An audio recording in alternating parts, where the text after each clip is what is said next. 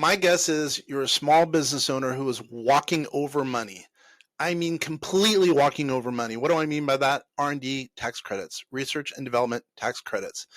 So many business owners that we look at their tax returns and we are blown away by the fact that they are completely eschewing or not paying attention to tax credits. Now, if you want to just give away money to the IRS or just want to give money away, give it to me, Kenneth French, vastsolutionsgroup.com. Kidding aside, but really, it's unbelievable how many people don't pay attention to the R&D tax credit, especially right now. Artificial intelligence is a big thing, by the way. We've been doing it since 2018. So many people are not applying, or I should say taking the tax credit.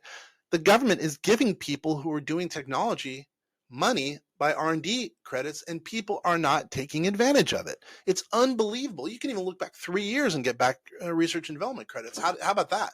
Sometimes we've looked at tax returns and we've been able to go back and fix lower tax return or lower tax liability because of the R&D tax credits. Again, you can go back 3 years, generally speaking, depending on the circumstance. So what I'm going to do is here, we're going to go over, just a couple of ideas relative to R&D tax credits that can lower tax liability for small business owners, really. And that's our market. Our market, the people who are listening and watching this are people who are, pretty well heeled, average net worth, pretty high amount. They're in the United States, generally speaking. They might have 1 to 5 employees and they want to lower their tax liability and are probably talking or working with a tax advisor, tax professional who just doesn't know some of the kind of sophisticated elements of tax strategy. And that's what we do here at vastsolutionsgroup.com. By the way, we do tax finance and artificial intelligence to lower tax liability.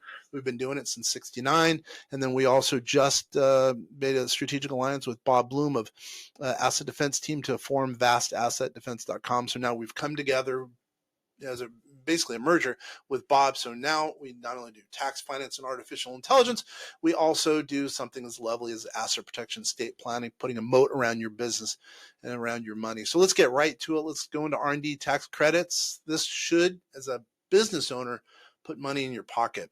All right, so let's go. I'm going to share my screen here. And if you're just listening, email us at info@vastsolutionsgroup.com.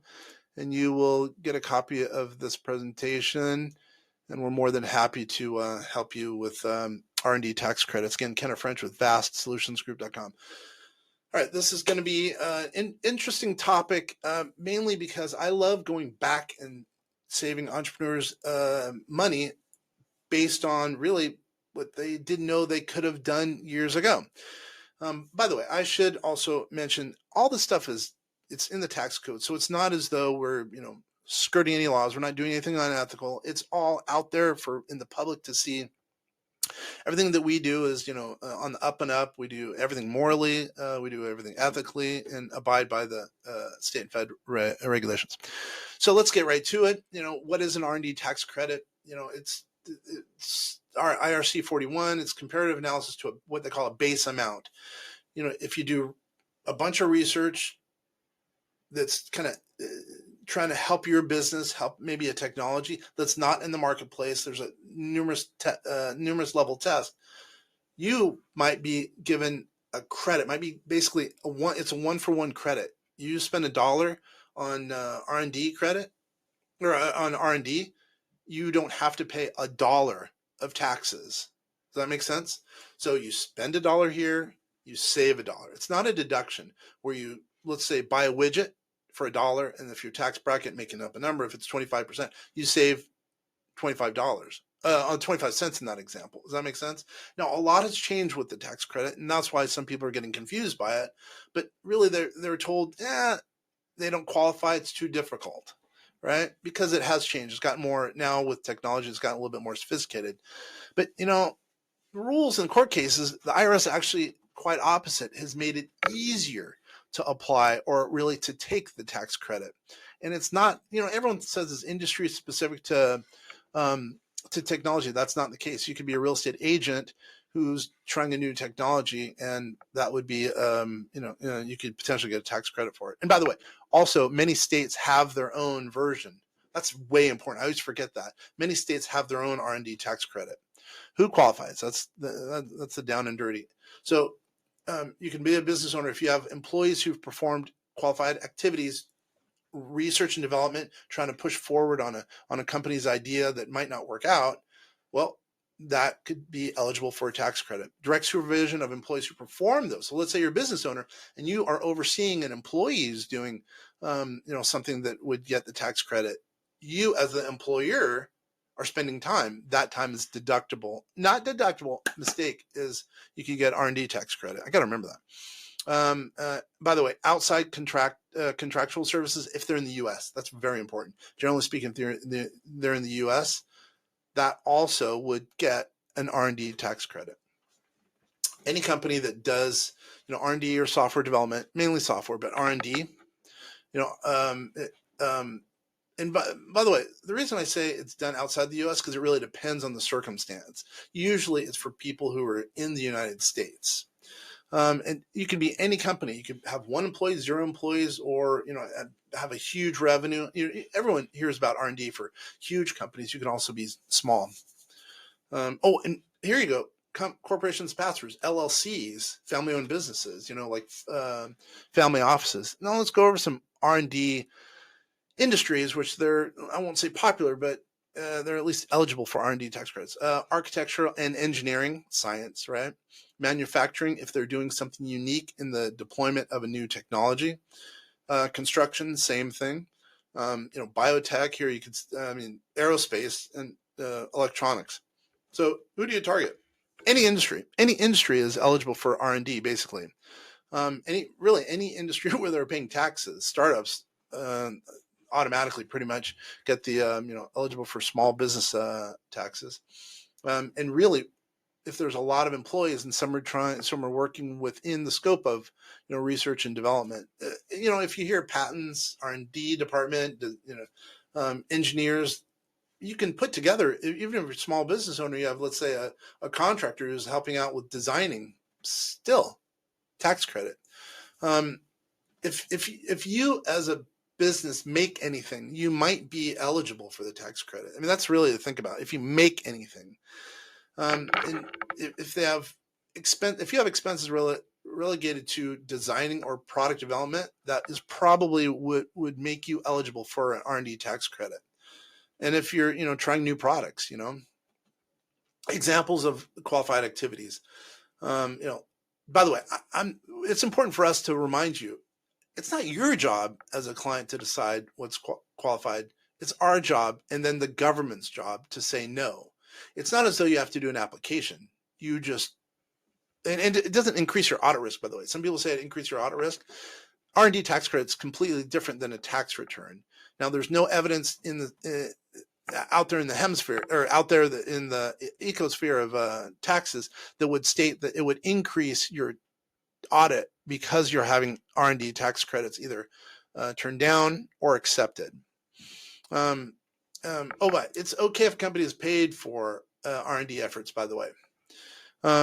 Success isn't required. Failure is okay. It really is okay. If the R&D does not work out, it's actually even better.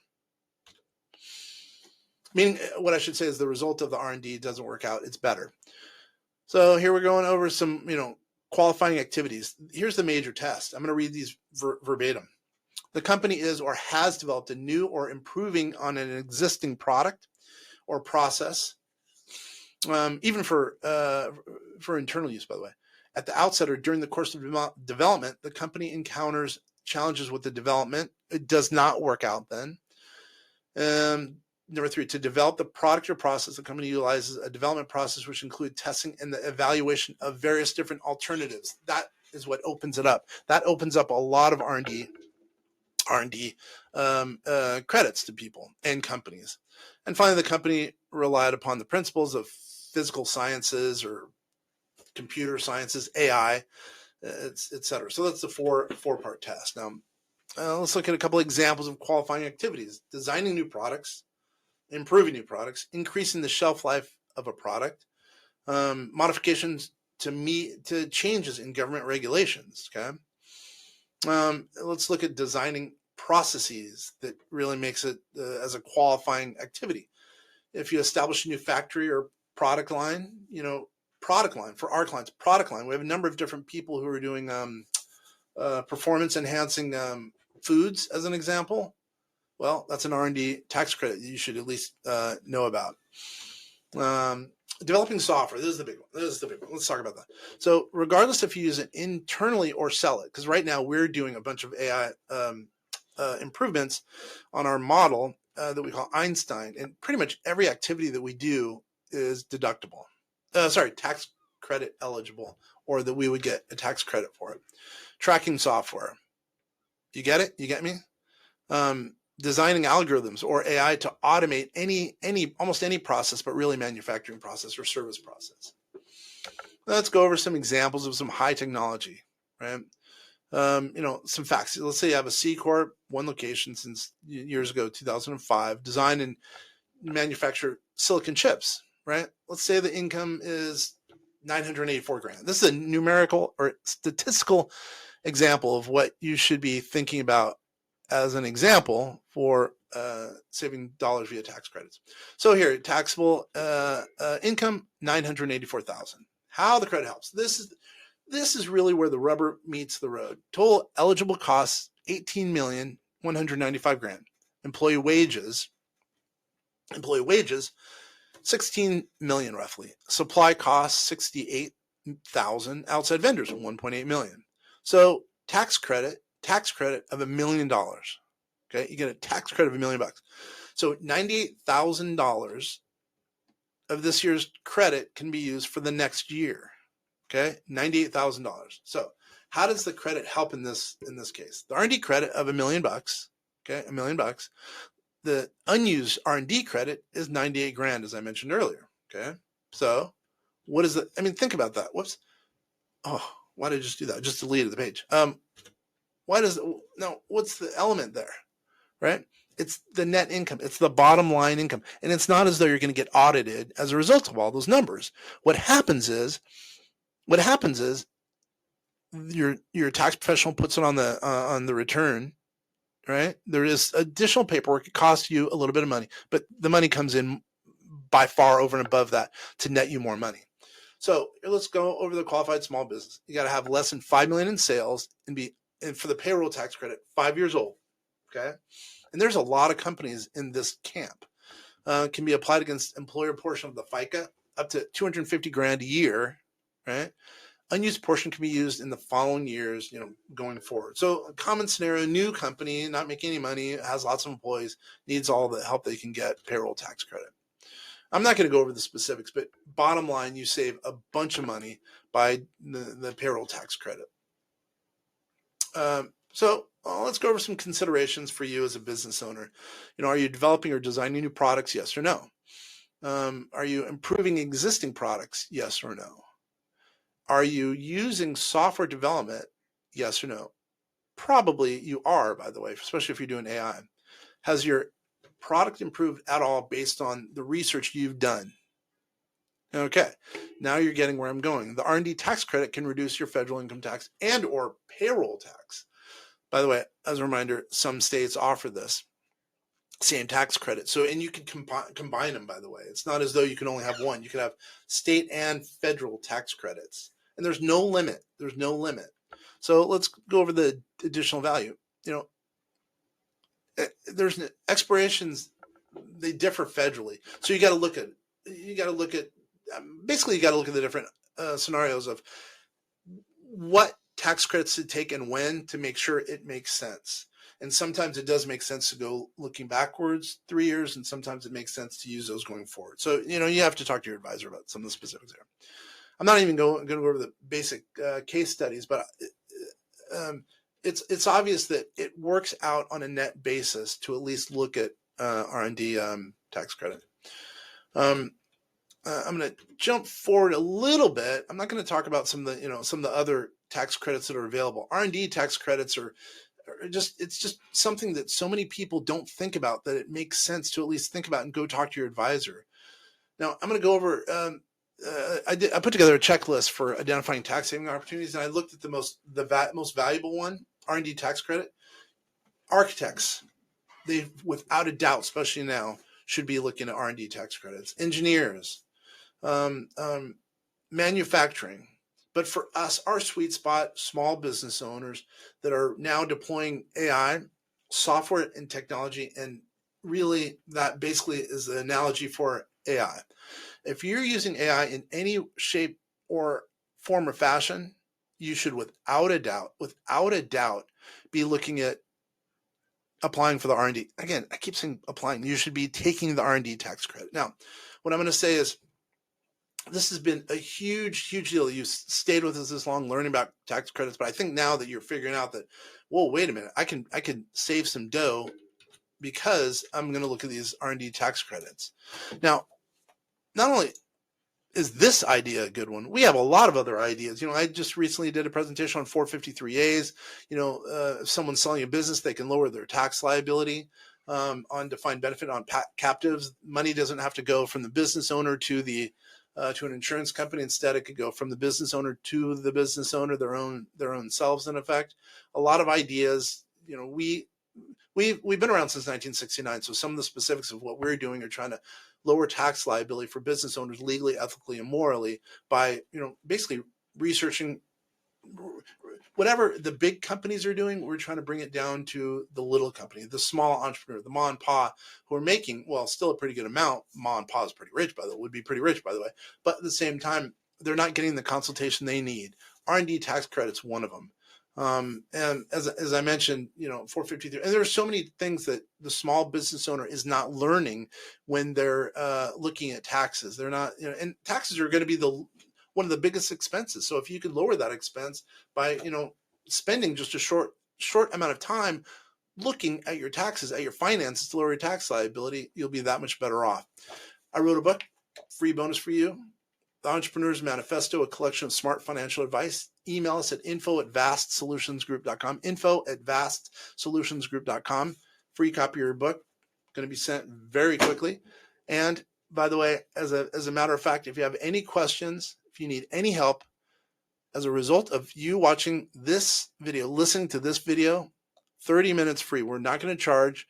We will help you go over your R&D tax credits. We will talk to your accountant. Your professional advisor probably doesn't know about R&D tax credits to the extent we do. We can help he or she half an hour. So you're going to get 2 bonuses by sticking with us here. The Entrepreneur's Manifesto is a collection of smart financial advice, and a half an hour where we'll talk to your professional advisor, or we'll talk to you about your specific situation. My name is Kenneth French. I'm with vastsolutionsgroup.com.